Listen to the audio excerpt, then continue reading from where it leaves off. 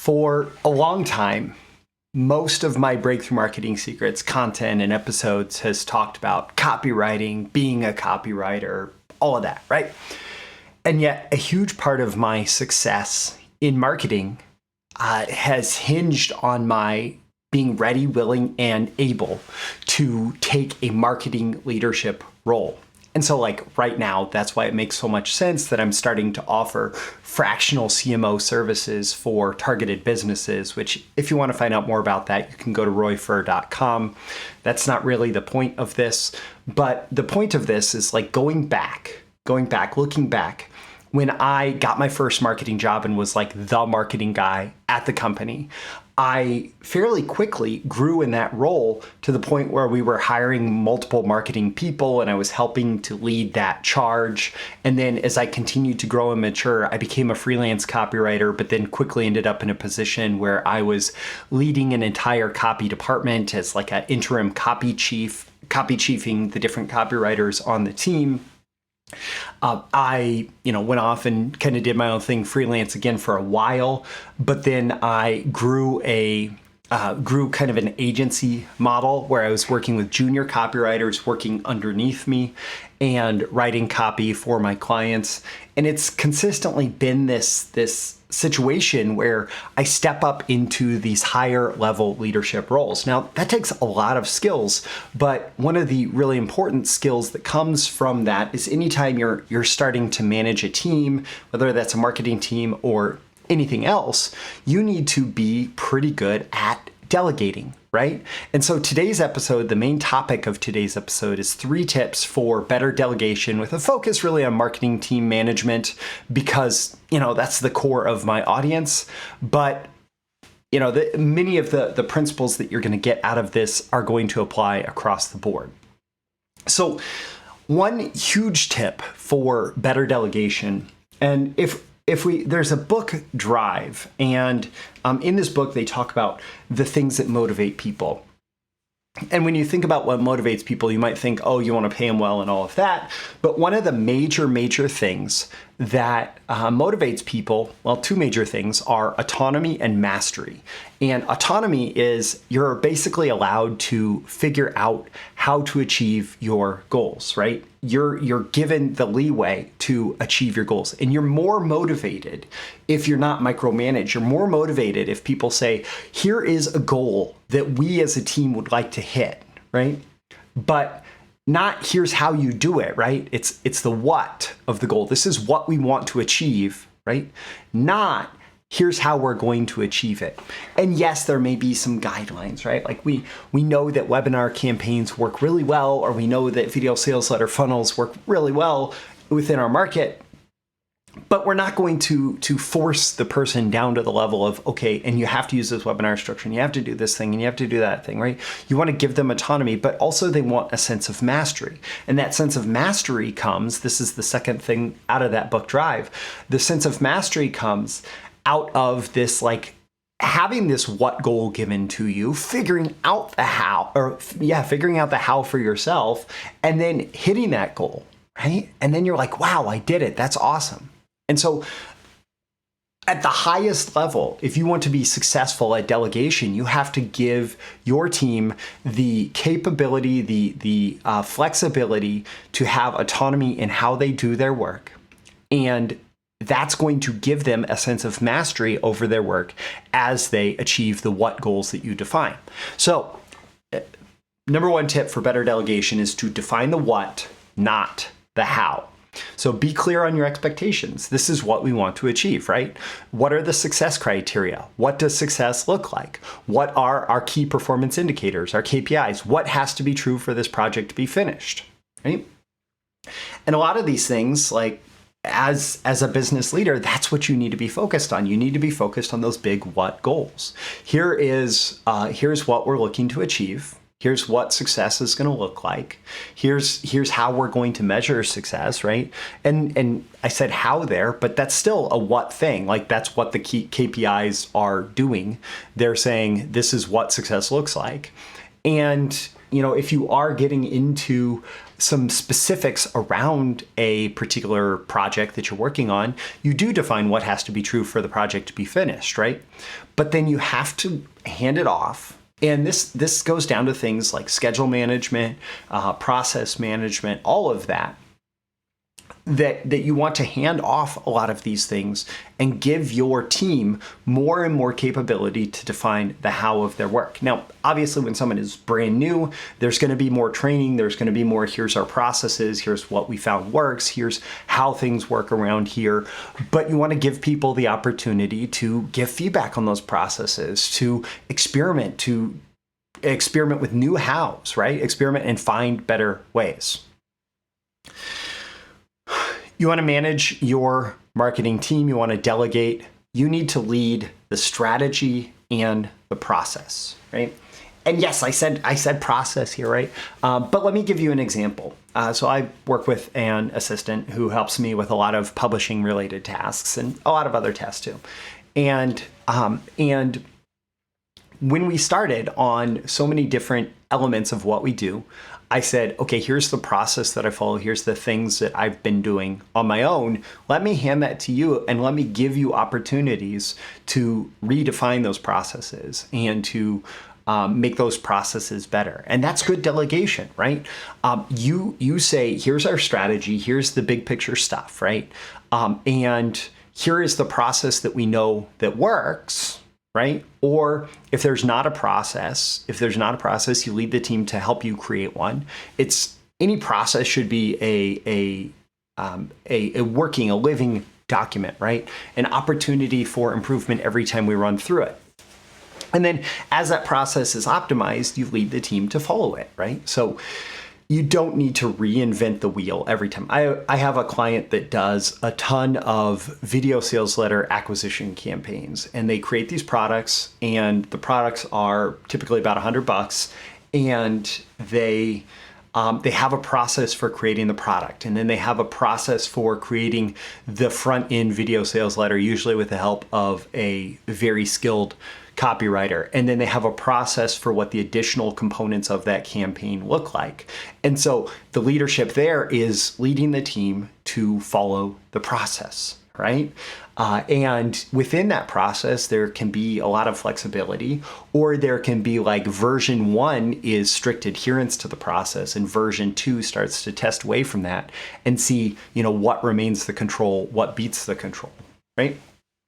And an important thing here is, as marketers, as marketing leaders, we often work with a lot of people who are technicians. So in my architecture of a skill model, we have principles at the bottom. Those are the rules that we follow, right? Strategy is our thinking behind implementing the rules. Techniques and tactics get into the more specific on-the-ground implementation of the rule. And a technician will be somebody like a media buyer, a copywriter. A technician is somebody who comes in and does the work, right? They create the deliverable. They set things up. They deploy the technology, right? That's a technician. And a lot of businesses, that's kind of the entry-level marketing role. That's the lowest level marketing role. That's the on-the-ground marketing role. It's the technician. It's the person who's coming in and doing the deliverable work, right? And those people want to thrive, right? They want to have a sense of mastery. And a lot of times their thriving and their mastery and their autonomy comes with at the actual implementation level. But the strategy has to be good for, let's say, a media buyer, right? If your overall marketing department strategy is not effective, that media buyer could send a ton of traffic towards your website, towards your conversion systems, whatever, that agency, whoever they are, and yet it doesn't work. It doesn't pan out. The economics don't support it. The conversions don't support it. So you need that strong overall strategy to give each technician in their role a context to thrive. So as the leader here, you're leading the strategy, the overall big picture process, and you're giving the technicians an opportunity to thrive. And then when you get into delegation and people do the work, this is often the most difficult part. You have that technician who did the thing, and then they give it to you, and it's like the kid giving their parents the homework, and they're like, look how good I did.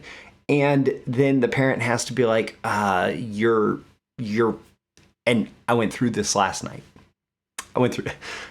You're not doing this math correctly here. I'm sorry. Like, that's not, it's not correct. So one way to give that feedback is, oh my God, you suck so bad. Why do you suck so bad? Like, why are you so terrible at math? You're so dumb, right? Oh, you suck so bad. Why are you so dumb at copywriting? You're such a terrible copywriter. You're a failure. You're never. That's not good feedback in any way, because even if they wanted to become better, they don't understand how to actually improve based on that feedback. And on another level, tearing them down and shaming them and telling them they are a failure with fixed mindset thinking is only going to make your team fall apart. Okay, if you want your team to thrive, you need to support them as individuals with a growth mindset, help them grow in their role, see the best version of them as they grow, as they move forward, right? And give specific actionable feedback for how they can move forward. So, with math, it's, well, actually, this was last night. As we are adding time, as we're trying to figure out how much time has elapsed in this time period, you have to remember that an hour is not 100 minutes, it's 60 minutes. And for third graders, that's super relevant, right? Like, adding time, the automatic thinking is, oh, we're adding, it's in this column, therefore it's 100, right? But it's not for time. For marketing, it could be, this particular presentation of the offer could use a stronger presentation of the guarantee here. So what I see is just, oh, you have a 30-day satisfaction guarantee, but what does that mean? What's the implications for that? How are they going to judge satisfaction? What are the different conditions that they can look at? What is their checklist for defining the success of the use of this product, right? And so that's specific and supportive feedback. It's narrow based on improving a specific element, right? And then it's great to have them on board because that grows that sense of autonomy and mastery. So you want to ask for their input for improvement. Okay, so for example, we test something and it doesn't work as well as we'd like. How do you think it could be made better? I've heard that Jeff Bezos actually likes to speak last in meetings like this. There's a plan that's presented to everybody in the meeting. Everybody sits around, they read about the plan. Everybody in the meeting is given a chance to talk. And so he's giving them the opportunity to provide input for improvement on the plan, right? And then as the boss, as the person at the top, you say, okay, these were lots of great ideas. Here's my perspective on it. And what that does is it allows everybody to feel like they have an opportunity to have their voice heard, and they don't automatically shut down to try and comply with what the boss thinks about it, because the boss could be wrong, right? And the boss might realize in listening to everybody, giving their input, that one of their thoughts like missed a detail or something. We are not infallible. Even if we get into a leadership role, especially if we get into a leadership role, we're not infallible, right? And as we are asking for input for improvement, remember to tie it back to the success criteria and the KPIs, which is what you define at that highest level, right? One big bonus on this is to create as many opportunities as possible for rapid and iterative feedback. You want to give people lots of opportunities to get feedback, because that's how people improve fastest, is just lots of creation, lots of feedback, lots of iterations. It can also take the emotional weight out of it. If somebody's been working on something for 3 months and they finally get feedback at the end, well, that's a 90-day investment of their time, energy, focus, efforts, like emotion, cognition, like everything invested in it, right? Versus, oh, okay, what did you work on yesterday? Okay, can I see that? Okay, here's a great opportunity to make that a little bit better. What do you think about that? Oh, okay, you agree? Okay, and then what are we gonna do today to take this to the next step? Okay, cool. And I know that for example, for copywriters, there's this whole thing where a lot of copywriters, myself included, do kind of like to go off and hide in our cave and kind of work through things, and handing in a first draft is automatically going to get a negative response because our first drafts are not very good. I just wrote something where it wasn't until the 4th version of the lead, and it was a brand new, completely different version. It wasn't until then that I felt like, oh, that's great, And so rapid and iterative needs to be a little bit flexible here, depending on the type of work that's being done. But at the same time, faster, more iterative feedback is going to be more effective. And so, for example, that's why you might want to learn and use something that's more like a Scrum process, even though that was designed for computer programming, to have this constant feedback cycle going on to be improving and to be getting things done. So my call to action for you at the end of this is, how can you use these 3 tips to improve your delegation? Even if there's just one thing you could share in a comment that you would take away to delegate better and to achieve better results with your team, let me know that.